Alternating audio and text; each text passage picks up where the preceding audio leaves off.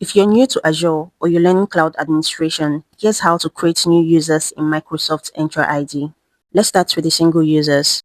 By now, you should have an Azure account, so go to Microsoft Entra ID. Under the navigation menu, click on Manage and then Users. Next is to click on New User and then Create New User. This is where you get to fill out every detail of the user. You can decide to set a new password or use the auto-generated password, which your user will be prompted to change when they try to log in for the first time. You can as well click on Next Properties to add more identity info and drop information about the user.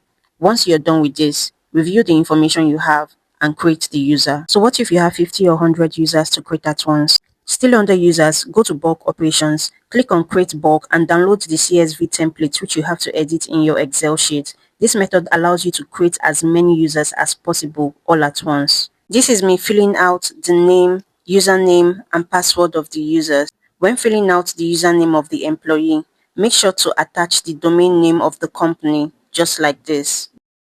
Remember that every new user will be prompted to change their password when they try to log in for the first time. So any password you use here is fine as long as you're in line with Microsoft password policy.